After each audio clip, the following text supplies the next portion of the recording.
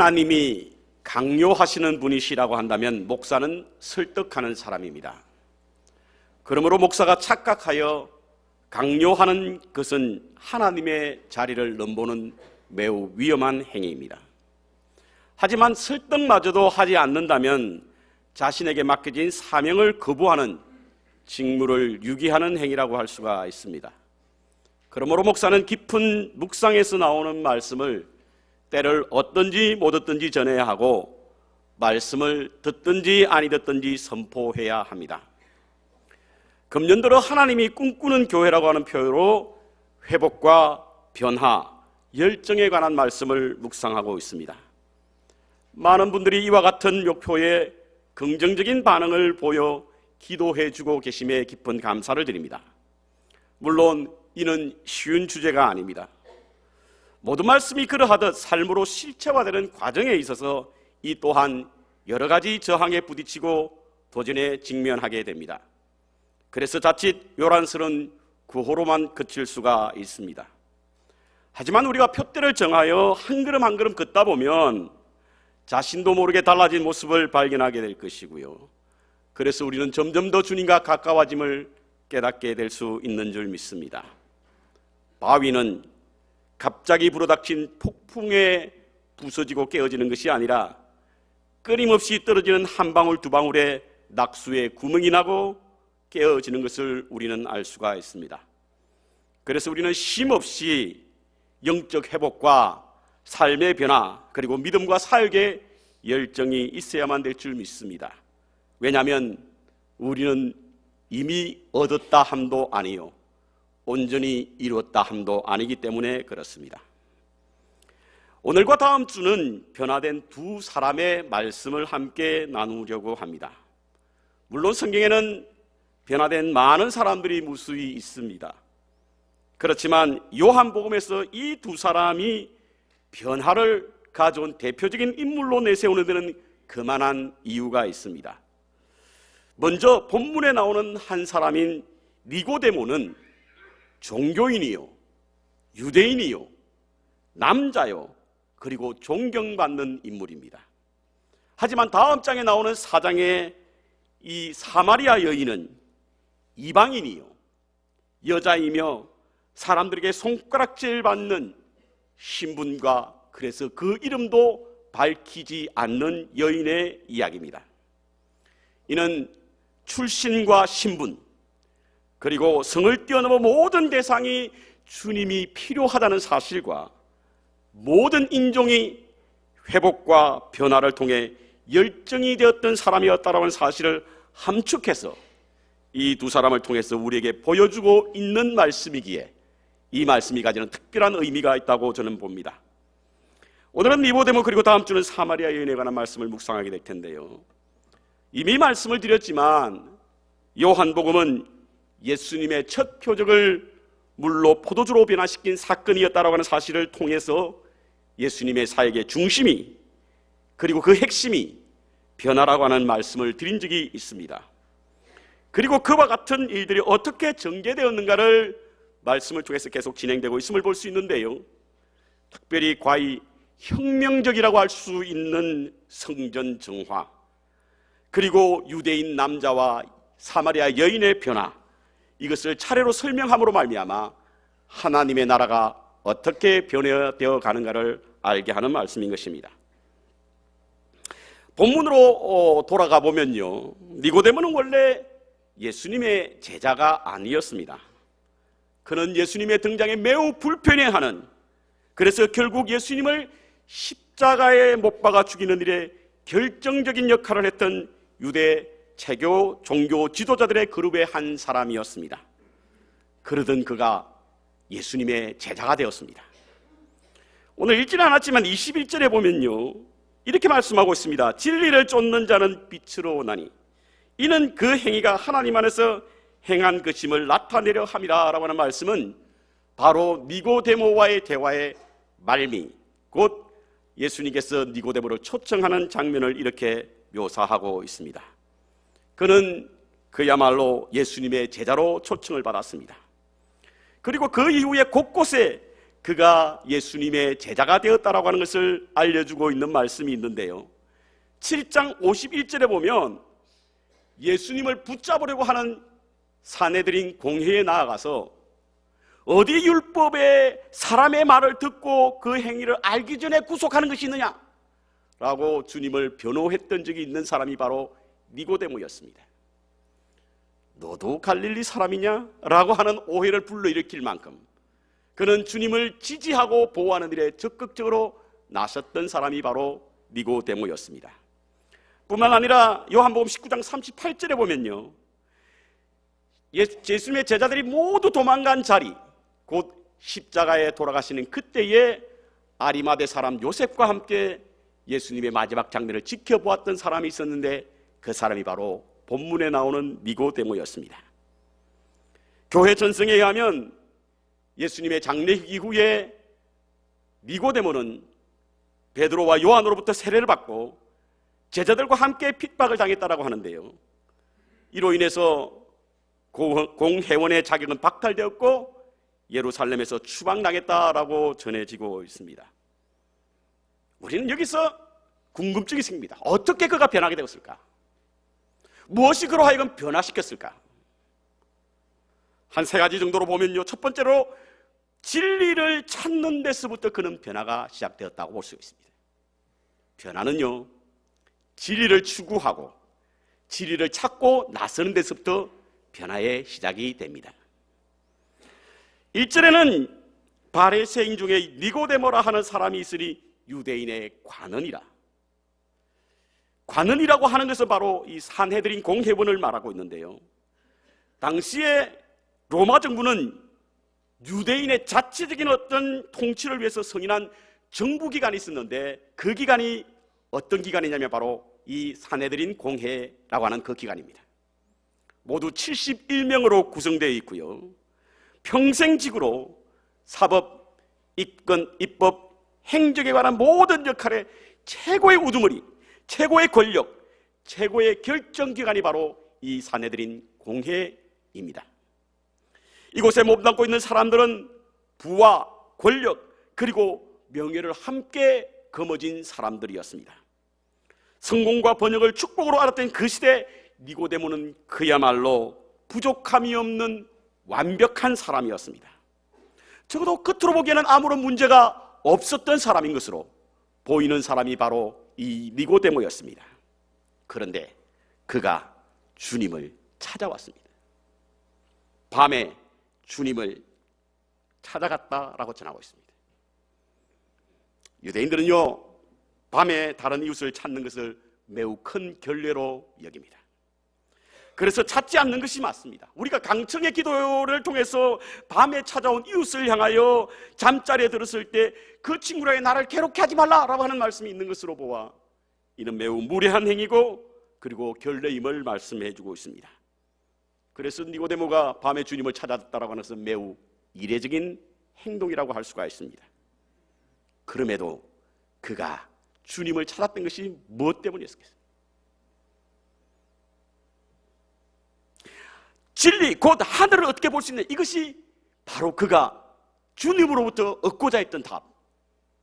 우리가 일반적으로 보편적으로 믿음의 삶을 살아가는 우리에게 있어서 가장 궁금해하고 그리고 가장 알고 싶어하는 진리, 그것을 찾기 위해서 그는 주님을 방문하게 되었던 것입니다.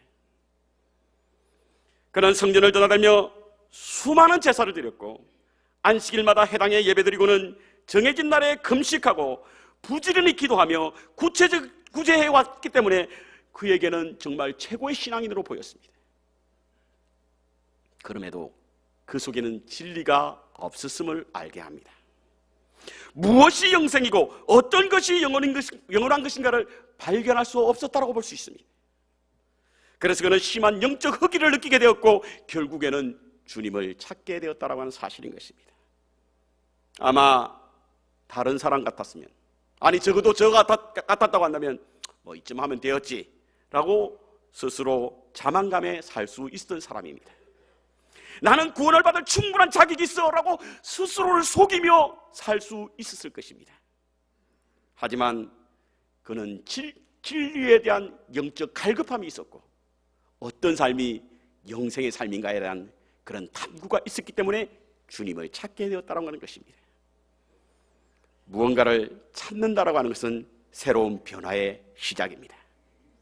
다람쥐 쳇바퀴 돌아가듯 평범하고 일상적인 모습에서는 변화를 기대할 수 없습니다. 진리에 대한 목마름과 그것을 찾기 위한 우리에게 노력이 있을 때 비로소 변화를 위한 꿈틀거림이 우리 내적에서부터 일어나게 된다는 사실인 것입니다. 니고데모가 진리를 찾아서 밤에 주님을 방문하게 되었던 이유가 바로 여기에 있습니다. 그런데요, 진리를 찾는 것은 바로 그 진리 안에 나를 발견하기 위함입니다. 진리 안에서 내가 어떤 존재인가를 발견하기 위해서 그는 주님을 찾게 되었다고 하는 것입니다. 그래서 예수님과의 니고데모의 대화는 매우 진지합니다. 특별히 대화 속에서 그가 주님을 찾았던 목적을 주님은 정확하게 캐치해내서 이렇게 말씀하고 있습니다. 2절에 보니까요, 그가 예수께 나와 랍비여, 우리가 당신은 하나님께로 오신 선생인 줄 아나이다. 누가? 우리가. 근데 예수님께서는 그에게 어떻게 말합니까? 3절 보겠습니다.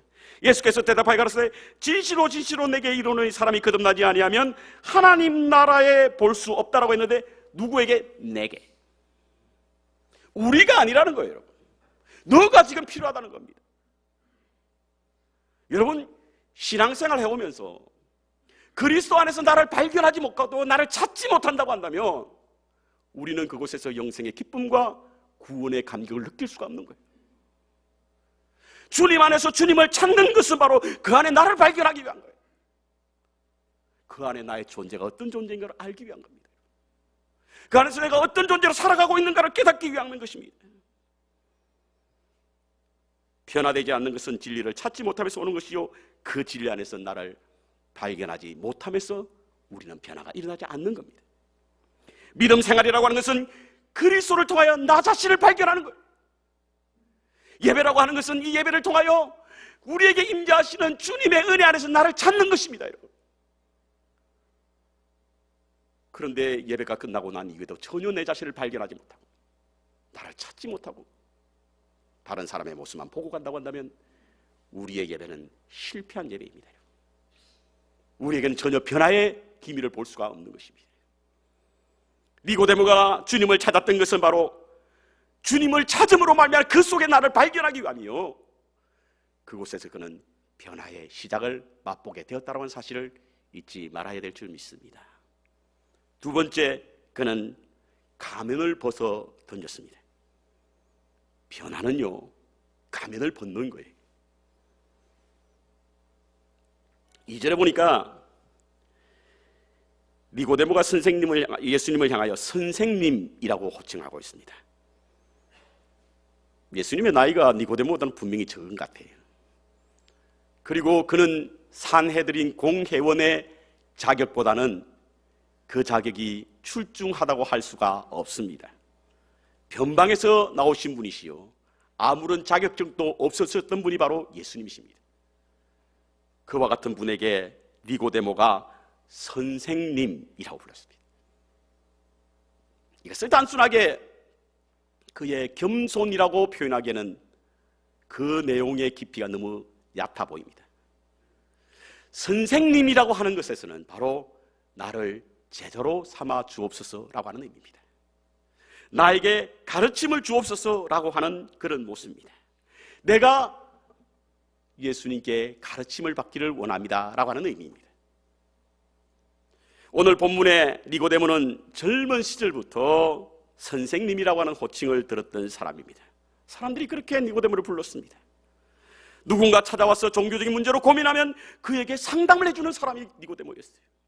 율법에 관하여 물어보면 답을 해주는 사람이 니고데모였습니다. 그의 말 한마디에 많은 사람들이 위로를 받았고 확신을 얻었습니다.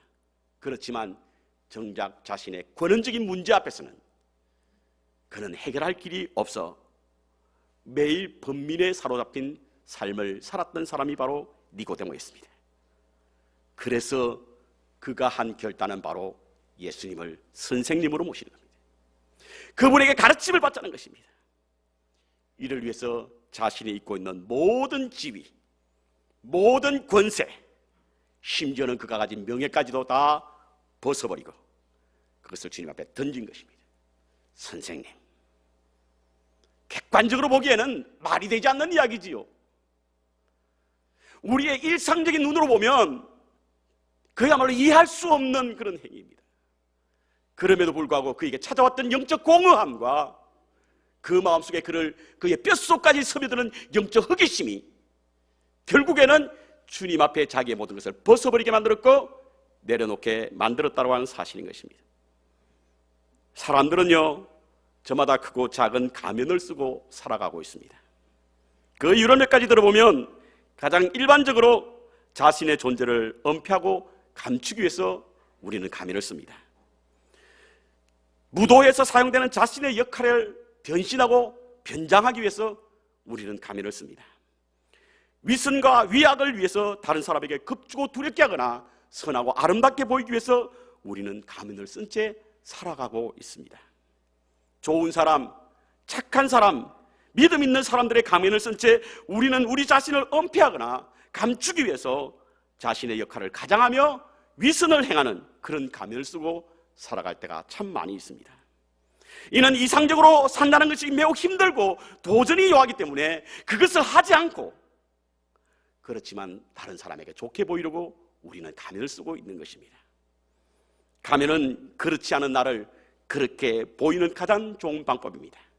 가면은 자신을 드러내지 않고 다른 존재로서 살아가는데 가장 이상적인 것입니다. 그래서 우리는 저마다의 가면을 가지고 자신을 가린 채 살아가고 있지 않습니까? 그런데 이와 같은 가면을 쓴 사람들에게 가장 특징적으로 드러나는 사실이 무엇이냐면 속이 비어간다는 거예요. 속이 비어간다는 겁니다. 자신을 가리고 있는 그 무엇 때문에 영적 빈곤을 느낀다는 거예요. 그래서 영혼의 허기를 느끼는 겁니다. 그 증상이 바로, 그 증세가 뭐냐면 바로 생활 속에 기쁨이 사라지는 겁니다. 예배를 드리지만 간격은 없습니다. 교회는 나오지만 즐거움은 없습니다. 어느새 신앙생활이 의무로 느껴지고 믿음 생활이 책임으로 바뀝니다. 은혜는 없어지고 율법만 남게 됩니다. 심령에 흐르는 눈물은 사라지고 딱딱하게 우리의 마음이 굳어져 가는, 니고데모는 이와 같았습니다. 그는 최고의 지성을 가진 종교인, 가장 존경받는 신앙인, 선생이었고, 그래서 그는 그가 가진 지위가 가져다주는, 그가 가진 체면이 가져다주는 그런 가면으로 온통 그의 삶을 살았습니다. 사람들에게 존경과 부러움을 살쓸지 몰라도 그 가면 뒤에 숨겨진 자신의 영적 빈곤을 어떻게 해결할 수가 없었던 것입니다. 그래서 영적 허기진 배를 움켜잡고 주님 앞으로 찾아온 것입니다. 그는 주님 앞에 자신의 가면을 벗었습니다. 간언이라는 가면, 선생이라고 하는 가면, 위신, 체면. 만일 우리가 영적인 공허함으로 심각한 영적 허기를 느끼신다고 한다면 우리는 우리 스스로의 가면을 벗어야 할 때입니다. 그것을 쓰고는 변화가 없습니다. 여러분, 직분과 직임 뒤의 가면에 숨지 마시기 바랍니다. 그것으로는 하나님의 행복을 느낄 수가 없어요. 연수와 체험의 가면으로 자신을 덧칠하지 마시기 바랍니다. 그것으로는 우리의 영적 공허를 다 채울 수가 없는 거예요. 오히려 변화의 삶에 방해만 될 뿐입니다. 예수님의 제자 가운데 바돌로메라고 하는 사람이 있습니다. 그는 예수님의 제자 가운데 한 사람이었지만 그 이름이 자주 등장하지 않아 잘 알지 못합니다. 그런데 그에게 또 다른 하나의 이름이 있죠. 바로 나다나엘이라고 하는 이름입니다. 그는 예수님이 갈릴리에서 온 메시아다라고 하는 이야기를 들었을 때에 무슨 갈릴리에서 선한 사람이 날 수 있느냐라고 예수님을 비하했던 사람이 바로 나다나엘이었습니다. 근데 주님은 그를 제자로 부르셨습니다. 왜죠? 그 마음에 간사함이 없다는 거예요.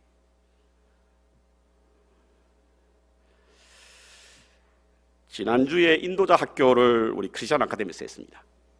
4시부터 모여서 저녁 시간 한 1시간 정도 빼고 9시 반까지 열띤 토론으로 그 시간을 보냈습니다.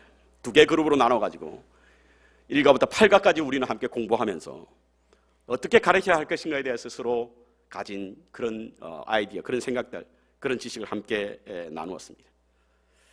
그런데 어떤 권사님 한 분이 그리스도인의 이중성을 지적하면서 너무 가면을 쓰고 있는 것 같다. 가슴이 철렁했습니다. 마치 남의 사과를 훔쳐 베어 먹다가 들킨 사람처럼 가슴이 출렁했습니다. 왜냐하면 요즘 제가 안고 있는 고민이 바로 그거거든요. 마치 잘못된 일, 그릇된 일을 하다가 부모로부터 들키던 그런 마음처럼 그와 같은 마음이 생겼습니다. 목사라고 하는 가면을 쓴 채 그 이면에서 영적 허기심을 느끼고 있는 나의 초라한 모습이 바로 그 권사님에 의해서 들킨 것 같다. 매우 가슴 떨리는 시간을 보내었습니다. 마음이 청결한 자는 복이 있나니 천국이 저희 것이요. 청결하다는 뜻이 뭡니까? 청결하다는 뜻. 어떤 것이 청결한 것입니까? 청결이라고 하는 것은 겉과 속이 똑같은 것이 청결입니다. 보이는 것과 보이지 않는 곳에서 일치하는 행동이 청결에 관한 행동입니다. 드러난 것과 감추어진 것이 하나가 되는 것이 바로 청결입니다. 그런데 이와 같은 일이 우리에게 힘들다 보니까 우리는 가면을 쓰고 있지 않습니까? 그 뒤에 우리는 숨어 있습니다. 누더기 같은 옷을 입고는 하나님 나라를 볼 수가 없습니다. 자신을 가리는 가면을 쓰고서는 주님 앞에 우리를 드러낼 수 없는 것입니다. 자신을 가리고 있는 모든 가면을 벗어야 합니다. 주님 앞에 가장 청결한 모습으로 나아가야만 우리의 변화가 시작될 수 있는 줄 믿습니다. 세 번째로, 변화는 다시 시작해야 됩니다. 여러분, 다시 시작하는 것에서부터 변화는 시작됩니다. 변화를 좀 바꾸는 것으로 오해하지 않기를 바랍니다. 완전히 새롭게 하는 것이 변화입니다. 그것을 오늘 본문 말씀에는 born again, 거듭남이라고 말씀하고 있습니다. 여러분, 컴퓨터에 하시다 보면 이 리셋이라고 하는 그 장치가 있습니다. 오랫동안 컴퓨터 쓰다 보면 조각들이 부서져서 축적되어 있고 쓰레기통에 남아있어서 컴퓨터의 진행을 방해하는, 그래서 속도도 느리게 되고 여기저기 팝업도 튀어나오고 이래서 컴퓨터에 굉장한 방해를 일으킬 때가 있습니다. 이때 하는 행위는 바로 리셋입니다. 리셋. 조금 바꾸고 조금 고치고 뭐 이것 안 됩니다. 완전히 갈아엎어야만 새 것이 될 수 있습니다. 우리는 거듭남에 대해서 잘못 오해하시는 분들이 계십니다. 현재 모습은 그대로 유지한 채 세례만 받고 믿음 생활만 하면 그것이 거듭남으로 착각합니다. 자, 이전의 마음과 생각은 그대로 있고 성령만 받으면 거듭난 사람으로 오해하시는 분들이 있습니다. 변화는 좀 틀린 부분을 고치고 잘못된 부분을 바르게 하는 그것 아닙니다. 완전히 갈아엎어야 합니다. 과거의 모습은 전혀 볼 수 없는 상태가 바로 거듭남의 상태입니다.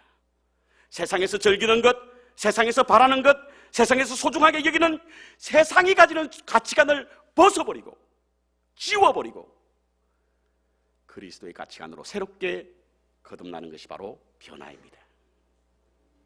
이를 위해서 우리는 포기해야 합니다. 포기해야 돼요. 저는 오늘 이 니고데모에게 예수님께서 하신 말씀은 너무 잔인하다 생각하는 거예요. 왜?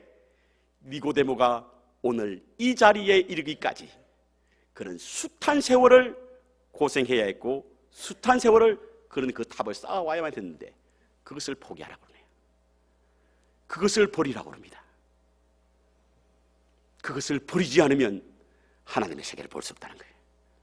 세상의 가치관으로는 하나님도 이해할 수 없을 뿐만 아니라 그리스도의 이 땅에 오심도 이해할 수 없다는 거예요.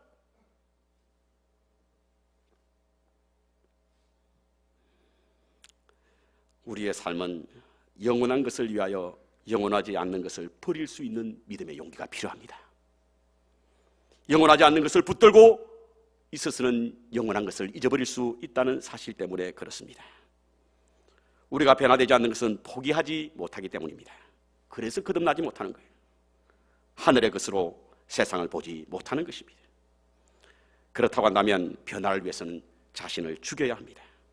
나라는 존재가 없어져야 합니다. 사도 바울 선생은 철저하게 이와 같은 말씀을 우리에게 전해주고 있습니다. 내가 그리스도와 함께 죽었나니 이제는 내가 산 것이 아니요 내 안에 그리스도께서 사신 것이라. 나는 매일 죽노라. 목사님, 여기까지 어떻게 올라왔는데 그것을 포기하라는 것입니까?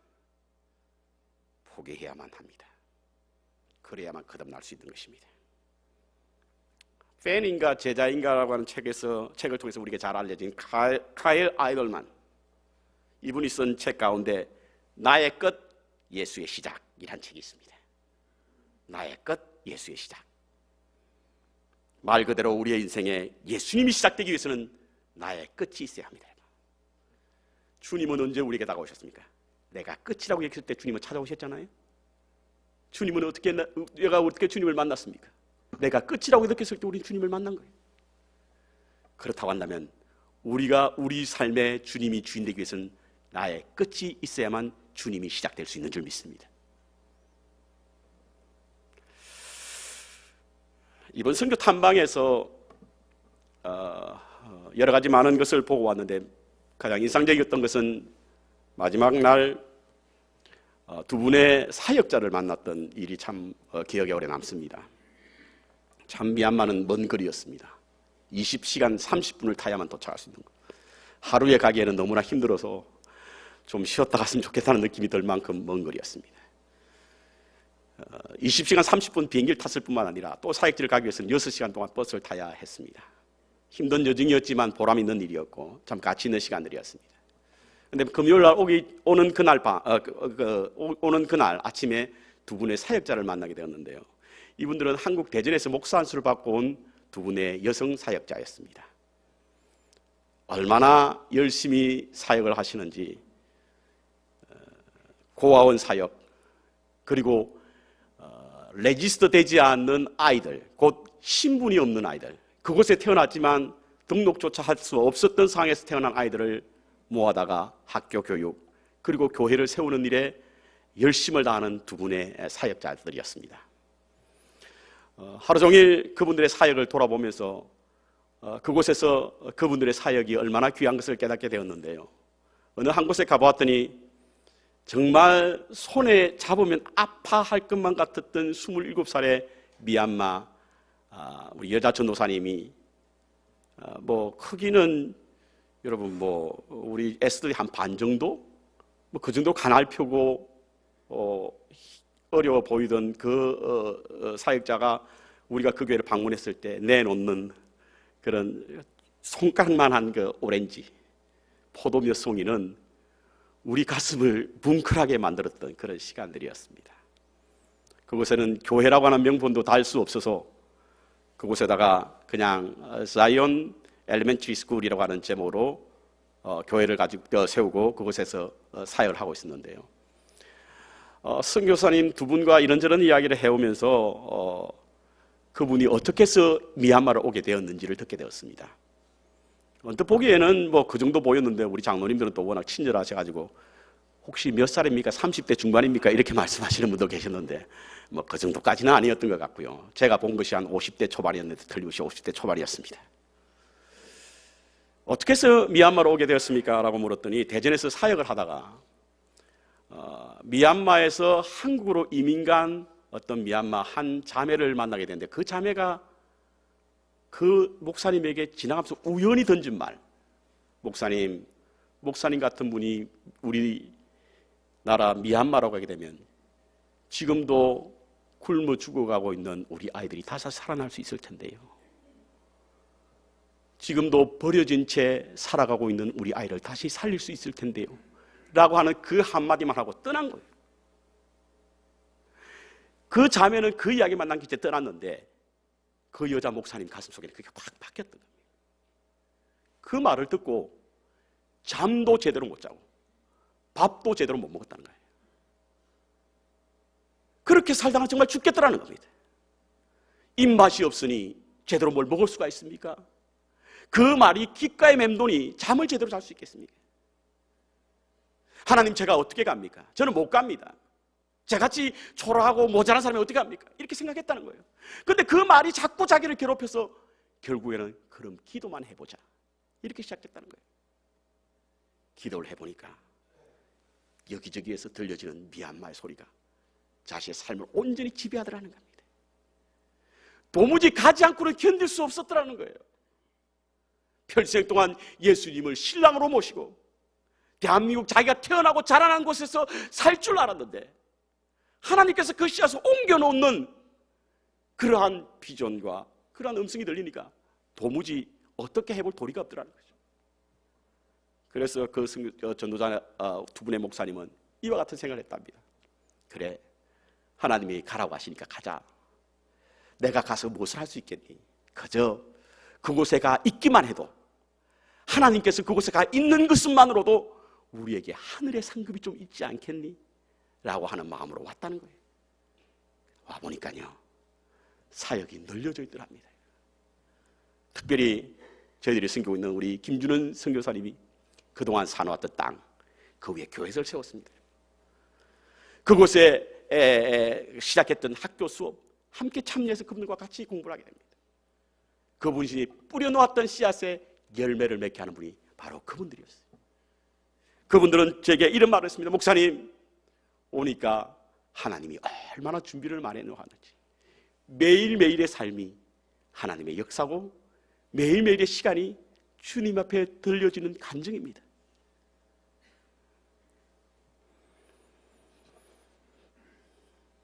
전설에 따르면 니고데모는 회심한 후에 그리스도의 순환에 관하여 복음서에 그 기록을 남겼다. 특별히 우리가 사용하지는 않지만 보조자료 사용하고 있는 위경에 보면요, 니고데모의 복음서, 그리고 니고데모가 전한 것으로 알려진 빌라도 행전과 같은 것은 바로 니고데모의 신앙의 고백이 그대로 담겨있는 책이다라고 알려져 있습니다. 그래서 가톨릭에서는요, 그를 현재 성인으로 추대해서 8월 1일을 그의 대축일로 지키고 있습니다. 자신의 마지막 삶을 오직 대속의 주 예수 그리스도를 세상에 선포하며 전도하고 살다가 그는 결국 하나님의 부르심을 받게 되었는데요, 니고데모의 복음서는 우리 성경에 기록되어 있지는 않지만 초대교회가 가장 많이 읽었던 복음서가 바로 니고데모의 복음서라고 합니다. 예수님을 원수로 여기며 살았던 공회원이었던 니고데모, 그가 변화되어 예수님의 제자로 섬기며 살다가 후에는 그의 신앙의 고백을 담은 그 흔적을 복음서를 통해서 위기의 초대교회 전함으로 말미암아 교회를 다시금 세우게 되는 그 귀한 일에 쓰임을 받았다라고 전통은 전하고 있습니다. 영적인 흙이진 배를 안고 그것을 채우기 위해서 이리저리 기웃거리지 마시기 바랍니다. 진리이신 예수님을 통하여 나를 발견하십시오. 그리고 나를 가리는 모든 가면을 벗어버리십시오. 새로 시작하시기 바랍니다. 변화는 그곳에서 일어나며 영생의 기쁨과 소망은 그곳에서 솟아납니다. 그것이 하나님이 꿈꾸는 것임을 기억하시고 그 꿈을 우리의 삶에 심는 복된 은혜의 삶을 사시는 저와 여러분 되시기를 주님의 이름으로 축원합니다.